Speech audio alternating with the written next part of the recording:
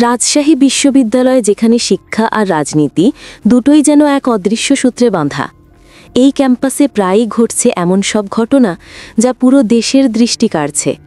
এবার আলোচনার কেন্দ্রবিন্দুতে উঠে এসেছে রাকসু সাধারণ সম্পাদক জিএস সালাউদ্দিন আম্মার এবং বিশ্ববিদ্যালয়ের ভারপ্রাপ্ত রেজিস্ট্রার অধ্যাপক ইফতিখারুল আলম মাসুদ।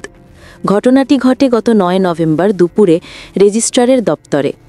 অভিযোগ অনুযায়ী রাকসু জিএস সালাউদ্দিন আম্মার বিশ্ববিদ্যালয় প্রশাসনিক এক নির্দেশনা সম্পর্কিত কাগজের অগ্রগতি জানতে রেজিস্ট্রারের অফিসে প্রবেশ করেন, কিন্তু সেখানে ঢুকতেই রেজিস্ট্রার তাকে গেট আউট বলে তিরস্কার করেন, যা মুহূর্তে পরিস্থিতিকে উত্তপ্ত করে তোলে। অফিসের ভেতর তর্ক বিতর্কে লিপ্ত হন দুজন, আর ঠিক সেই মুহূর্তের ভিডিও সোশ্যাল মিডিয়ায় ছড়িয়ে পড়ে ঝড়ের গতিতে।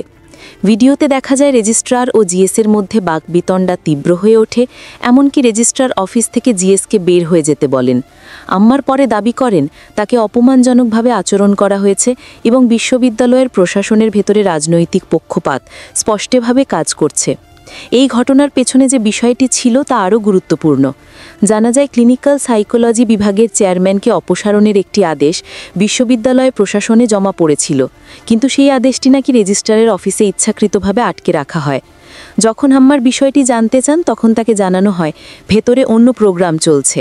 এরপরে শুরু হয় পুরো বিতণ্ডা। ঘটনাটি এত দ্রুত ভাইরাল হয় যে কয়েক ঘন্টার মধ্যেই রাজশাহী বিশ্ববিদ্যালয়ের ক্যাম্পাস উত্তপ্ত হয়ে ওঠে। শিক্ষার্থীদের একাংশ প্রশাসনের ভূমিকার কঠোর সমালোচনা করে, অন্যদিকে কেউ কেউ রেজিস্ট্রারের পক্ষে অবস্থান নেয়। কিন্তু বিষয়টি এখানেই থেমে থাকেনি। অবশেষে রাকসু ভিপি মোস্তাকুর রহমান জিহাদ, যিনি ইসলামী ছাত্র শিবিরের একজন নেতা হিসেবে পরিচিত, তিনি এই ঘটনার ব্যাপারে আনুষ্ঠানিকভাবে বিশ্ববিদ্যালয় প্রশাসনের কাছে একটি লিখিত অভিযোগ দায়ের করেন। তার অভিযোগে উল্লেখ করা হয় রেজিস্ট্রার শিক্ষার্থীদের সঙ্গে অনাকাঙ্ক্ষিত আচরণ করেছেন, যা বিশ্ববিদ্যালয়ের প্রশাসনিক নীতির পরিপন্থী। এই অভিযোগের পর প্রশাসনের ভেতরে এক ধরনের চাপ সৃষ্টি হয় এবং কয়েকদিনের মধ্যেই রেজিস্ট্রার অধ্যাপক ইফতিখারুল আলম মাসুদ পদত্যাগপত্র জমা দিতে বাধ্য হন। তার পদত্যাগের পর শিক্ষার্থীদের মধ্যে দেখা যায় স্বস্তির নিঃশ্বাস, আর রাকসুর পক্ষ থেকে ঘোষণা আসে ন্যায়ের পক্ষে দাঁড়ানো সবসময়ই আমাদের দায়িত্ব।